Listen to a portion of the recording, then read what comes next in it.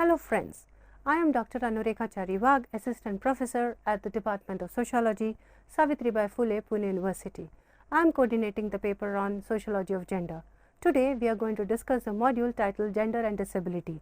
In this module, first we will look at gender issues and how they are closely linked with issues of identity. Further, we will also recognize that in terms of issues of women, disability becomes a very important position, and an understanding that women in terms of disability are laid in a marginalized position. Further, we will also look into the interlinkages between gender, inclusion, marginalization, disability and experience. Gender and disability. Within India, the fact that there might be a gender dimension to disability has only recently been realized. Das and Agnihotri indicate the incidence of disability is intersected or influenced by gender. The extrapolation of the available statistics, they have indicated that disabled women are marginalized much more than disabled men. Disability legislation also adopts a gendered approach, with the result that out of 28 chapters outlining various issues, not a single one addresses the problems of disabled women. While Indian cultural reality has never been favorable to the birth of daughters, as it is clear by consistent fall in the gender ratio, the onset of disability in a daughter is a fate worse than death. While women are fighting hard for equal rights in a patriarchal order, disabled women are rarely recognized as persons. The society that accepts the able-bodied norm subjects the disabled girls and women to the most inhumane treatment possible. This holds not only for those whose disability is very severe, but also for anyone who is different from the ideal form. Thus, right from the childhood, disability imposes a subordinate status on them and increases the likelihood that their rights will be ignored. Women with disabilities also face discrimination at the hand of the feminist world, which, as a frame to understand women's lives and position in a society, has not benefited disabled women, and the intermingling of disablement and gender marks the reality of a woman with disability in India. Opportunities for improving the quality of life of a disabled girl are virtually non-existent. Already living a life of subordination without education and employment, women can do without the burden of disability. As a mother lamented, wasn't it enough that we have a hand-to-mouth existence? Why did God have to add to punish us by further giving a lungri, that is crippled daughter? In a culture where being a daughter is considered a curse, being a disabled daughter is a fate worse than death, for she has to contend with both her role as a daughter, when what was desired was a son, and with a disability. The desire for sons has to be understood in the context of the ritual value of sons as well as the socio-economic burden in bringing up daughters. The construction of daughters as a burden is rooted in the cultural milieu that looks at daughters as parai. As Johar elaborates, one of the religious duties of the father is kanyadan, the unreciprocated gifting of the virgin to the husband and the family. Giving dowry becomes a part of this ritual.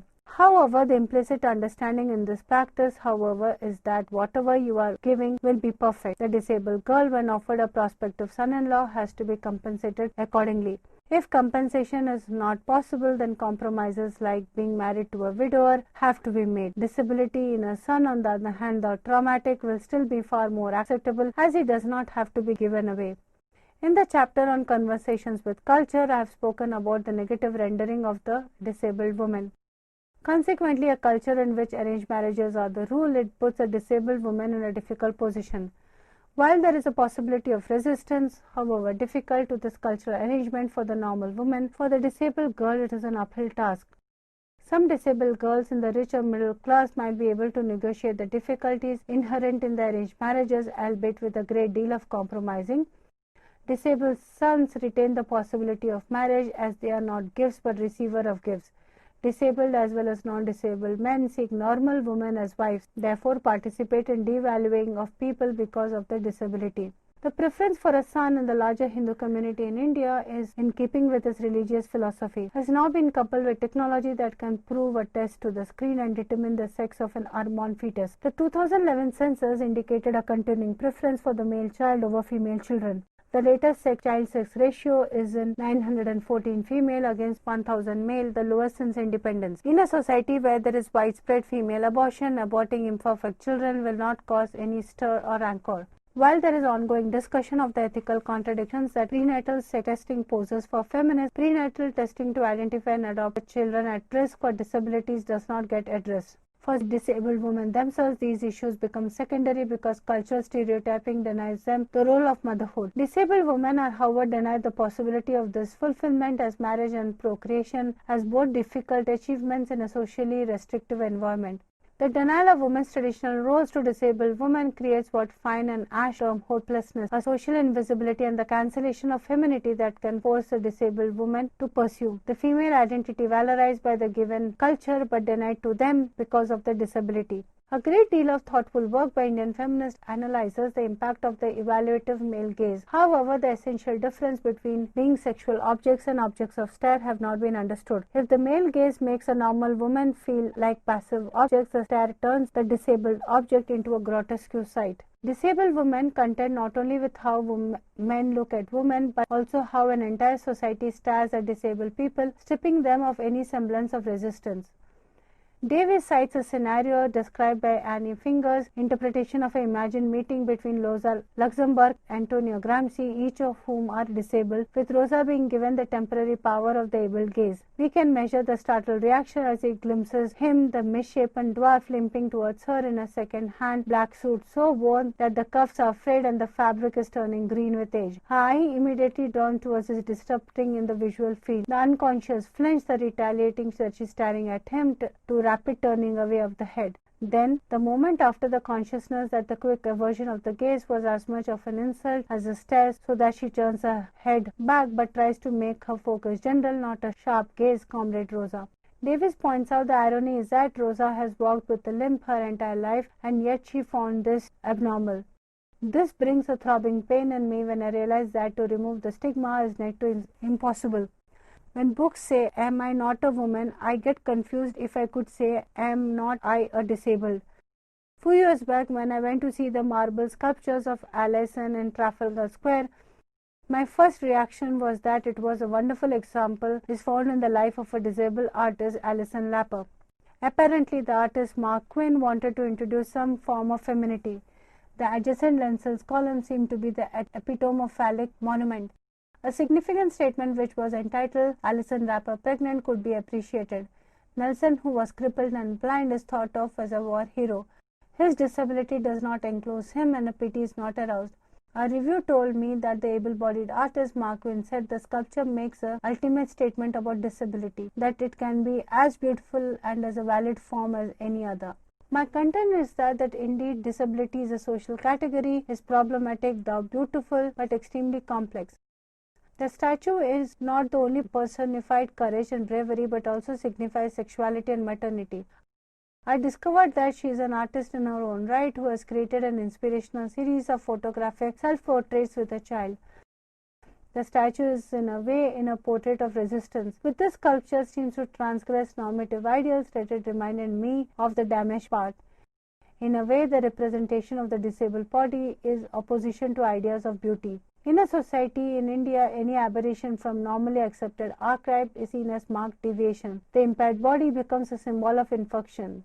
The ramifications of such historical rending are to be found in the North Indian Punjabi culture, where although girls are allowed to interact with their male cousins, they are not allowed to sleep in the same room. Disabled girls, on the other hand, are under no prohibitions. This reflects what Harlan Han calls sexual objectification, and also evidences the disregard of the dangers of sexual violation to which disabled girls are exposed. Assumption that sexuality and disability are mutually exclusive also denies people with deviant bodies experience sexual desires and refuses them recognition as sexually typical despite the differences. Indian feminist scholarship has also looked at embodiment along the axis of caste, class and historical phases, such as the impact of colonization. However, the impaired body has not been considered as having analytical consequences. As Niranjana points out, focus on the body has been a symbolic one, where the body is perceived as sign or a code important to the extent that it is suggestive as it may be to speak about the body as representing encoded social meanings as an image of a society or even a metaphor for society. The question remains whether these perspectives can acknowledge the materiality of bodies not merely as they are formed, represented in a culture, but how they constitute the lived reality of persons. Through this analysis take up issues of cultural spaces and the female body. There is no mention of the disabled body. This omission reflects the historical practice that continues to render the disabled invisible in a manner very similar to the invisibility experienced by blacks in a white racist society. It is ironic that feminists engaged with the issue of difference, united in their attempts to empower the powerless and transform social inequalities, have not picked up the issues concerning the meaning of empowerment for disabled women. While disabilities movement's failure to acknowledge disabled women can be fathomed as reflecting patriarchal character of society, it accepts and aims to be included in, at least within India, is disregarded by the feminist movement, which claims objectivity through its theoretical deconstruction of oppressive social suppositions, is less understandable. What is especially anguishing is that Indian feminist thought fails to recognize that the problematization of women's issues applies equally to disabled women's issues. In principle, some disabled women might have benefited from the activities of certain women's groups, but no documentation exists of specific instances. On the other hand, ample evidence abounds that disabled women are victims of domestic violence and sexual violation. However, when the national Indian media gave widespread coverage to a story about a woman with cerebral palsy being abused by her father, women's groups gave no more than a perfunctory response. Further, Indian feminist scholars have not attempted to develop theoretical responses appropriate to the situation of a disabled woman. Historically, the only instance that evoked a reaction from Indian women's groups was when a 14-year-old mentally challenged girls were compelled to undergo hysterectomies in a Sassoon General Hospital in Pune on 5 February 1994. The instance was reported in major newspapers on February 24. The intervention from women's group came after these press reports. On the following case, I found that institution was catering to a large rural community that left developmentally disabled girls under institutional care. The girls, however, not allowed to wear pajamas with drawstrings as well as sanitary napkins with bells, as it was claimed that they may use these strings to commit suicide. The records regarding the stay have not been kept carefully, so it is difficult to provide exact details. What is important is that it was the absence of protective gear such as pajamas, undergarments, sanitary napkins made the management of bodily functions such as menstruation difficult.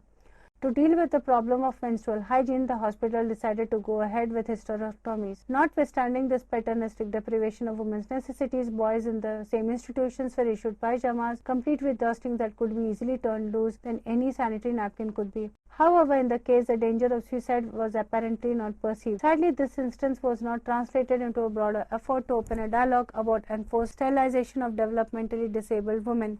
This failure indicates that Indian feminists still do not see women with disabilities as an important and enduring constituency. Though there are efforts which sought a ban on forced hysterectomy for mentally and physically challenged girls by the National Commission for Women and the CBR Network, a non-governmental organization. They have demanded a special charter for protecting the rights of the marginalized disabled lives of persons with disability, with separate provision for the protection of rights of women with disability. While there is strong emphasis on mainstreaming women's concern for self-development in the national policy documents on empowerment of women, the paradox of an hierarchy within hierarchy is evident because discussions about certain groups of women considered lower class and caste, tribal and minority continue to be couched in welfare terms. This reflects a skewed attitude of mainstream feminists who, while sensitively exploring distress as a major component of women's lives, experience conveniently disabled women out of their focus. There have been changes in the last decade as issues of disabled women have been included in the women's movement. There have been some gains in participation as well as inclusion in the decision making in some organizations. Initially, the disabled women were speaking mainly to be converted, but being in a conference did provide the opportunity to listen to other disabled women talk about their lives and to understand that there are feminists with disabilities who are ready to work together to bring about a change in the lives of the fraternity. The 2008 Women's Studies Conference went a step further and discussed disability issues in a plenary, but still there were only 2 women delegates who were disabled among almost 500. Thus, while feminists fight against oppression in India in recognizing disability issues is not yet fully cognizant of them, although the conference was accessible, access was defined in a limited way. The toilets were either too far away or not accessible. In another conference in Mumbai, where disabled women were present in large numbers, many workshops were held in locations that were unreachable, with no elevator access. Inclusion surely means more than just making nominal arrangements for those of us living on the periphery. For the first time, the mainstream Journal of Gender Studies brought out a special issue on disability, gender, and society. A lot more work needs to be done. This is a welcome starting point. While there are sensitive women who have heard the voices of their disabled relatives, colleagues, and friends within the broader feminist discourse and practice, a certain tokenism prevails. To really hear disabled voices, the women's movement has to acknowledge the socio-economic communication as well as architectural barriers that prevent disabled women from sharing their stories and engage in a public discourse. It is time that the women's movement interrogates ableism. This is seen in the women's surveys that are not physically accessible or that assume that accessibility is just a wheelchair ramp and nothing more. For example, for women who are hearing impaired or visually impaired, accessibility may use using sign language or braille format. Ableism is also reflected in the kind of language that non-disabled feminists use while referring to feminists with disabilities. As for example, "You are so brave. It is really wonderful that you were able to get out and come to this conference." However, a lot is needed as women's studies departments have not included issues of disability. It could be argued that I am weaving where there would be a possibility of real dialogue between the feminist and women's groups and disabled women. It isn't that I am ignoring the possibilities of resistance, which in the face of no recognition can only be attributed to a sheer will to survive. Taking this into consideration, I could argue that women with disabilities have formed support groups and are in the process of challenging dominant constructions of disabilities. Also, Indian Association of Women's Studies created funds which helped in creating a module on gender and disability. It also went to the Women's Grants Commission in a way that a module was accepted. However, women's studies departments will take a long time to address disability. Also, owing to the absence of discussion among disabled women themselves, no group exists to collectively pursue the concerns of the disabled women and thus to influence both this disability movement and the women's movement. Right now, the voices of disabled women are restricted to academic settings where a double operation hypothesis is founded. This hypothesis takes the standpoint that disabled women experience a double disadvantage as they are worse than either disabled men or non-disabled women socioeconomically, psychologically and politically. Disability compounds their already marginal status as women.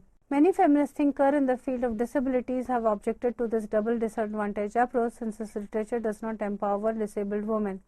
Says Morris, "I always feel uncomfortable reading about our lives and concerns when they are presented in these terms. When Lonsdale writes, for women the status of disabled compounds the status of being a female to create a unique kind of operation, I feel burdened by the disadvantage. I feel a victim. Such writings do not empower me. We have to find a way of making our experience visible, sharing with them, each other and with non-disabled people in a way that, while drawing attention to difficulties in our lives, does not undermine our wish to assert our self-worth." While Morris is absolutely right in her stand, the problem is that even the double disadvantage hypothesis failed to produce concrete action as the outcome of the feminist discourse, and the practice does not move beyond tokenism and rhetoric.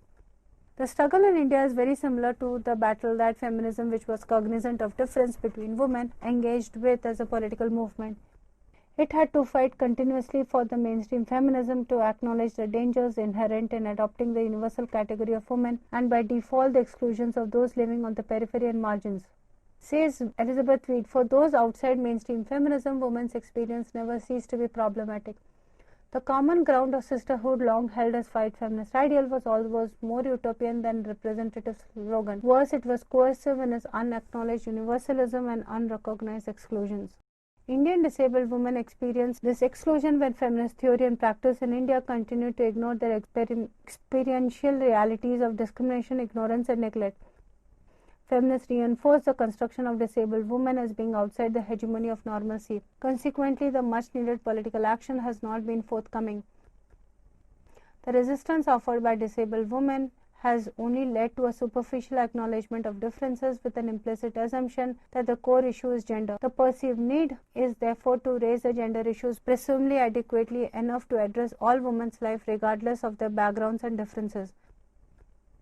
At least this recognition is responsible for the emergence of a discourse about difference, but I cannot ignore the reality that this discourse has not been able to effect much, if any, change either in increasing the acceptance of disabled women's concerns in social policy or in enhancing the quality of lives.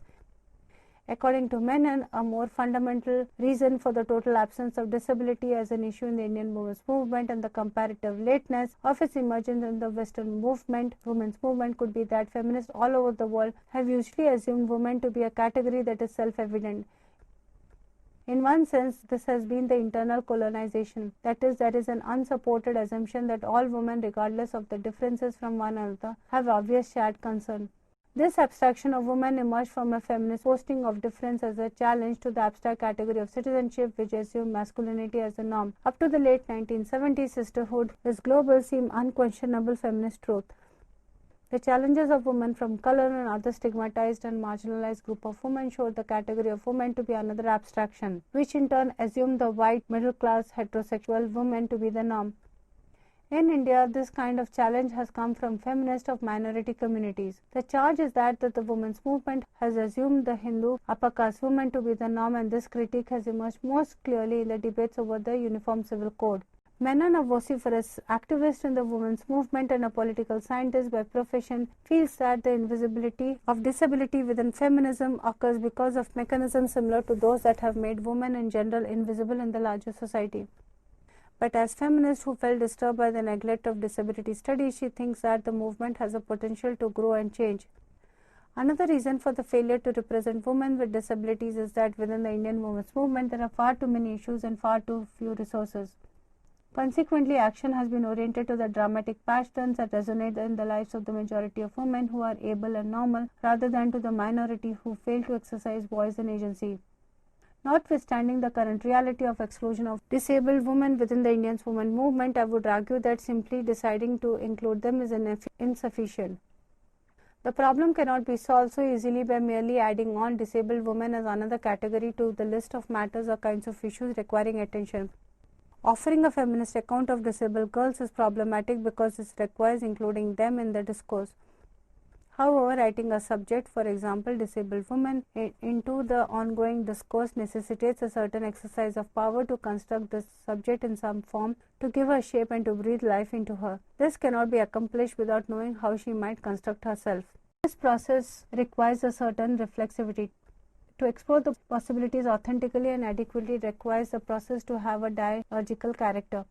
It is vital to both feminist discourse and practice engage in a concerted effort and a dialogue with the disabled woman and the disability movement so that a more inclusive theory as well as practice can be emerged. The solution to these problems might come by following the example of Leonard in creating a paradigm of communication rooted in discursive strategies rather than the structure. Failure to create these spaces, even unintentionally, does not alleviate the asymmetry of power relations. Feminist discourse has developed without disabled women taking a hand in shaping it. What can now be done about feminist inattention to disabled girls and women, and how could feminist discursive attention look and read it if initially they had been involved in development? Do we need a different kind of feminist theory account for disabled women? We should address some of the specific issues currently addressed by the feminists, and one might look different when seen through the lens of disability perspective. One matter that within the ambit of feminist thought seems different from disability perspective is the issue of caring for mothers of disabled children in India. Instances are abound where women have been divorced, abandoned or tortured because they have given birth to a disabled child. Given the preference for son, even here the blame of the mother is more severe in the instances of a girl child. The fantasy of maternal omnipotence holds mothers responsible for providing the caring. Home care is the only option. There is often no question of choice. Indian feminists who have debated over the ethics of caring and who are now in the process of initiating a debate over equality in caring have not taken the note of the conditions in which disabled people, especially girls, are placed. Within the traditional Indian system, the mother has been the source of succor for the children, especially for the girls with disabilities. In the absence of social and community support, disabled women have relied largely on caring provided by mothers who are undoubtedly have carried the extra burden. Another significant area where feminist questioning would be invaluable concerns the area of independent living as exposed by disability theorists in the West. In the absence of education, employment, infrastructure and a social security system, autonomy is a formidable goal for women in India to attain, and more so for the disabled women. Mere recognition of the differences does not assure that we will construct an adequate representation of difference. Further, constant attention to difference might create and construct others who are unheard of and therefore unfamiliar. Thus, difference is dangerous, and very new context demands that we re-examine the difference. In concluding the model on gender and disability, we have raised few issues. First, there is an increased challenge of initiating a discourse on universal sisterhood as women are divided along axis of caste, gender, experiences, especially in terms of understanding of caste, race and now disability. Further, feminist movement has marginalized the experience of many kinds of women, and in this context the disabled woman. Further, it becomes very important to engage with the very idea of ableism for us to understand the concerns of the disabled woman. Further, within the feminist studies in India has put women and disability in terms of the discourse at the margins, and very unfortunately has reduced it to tokenism. Thank you.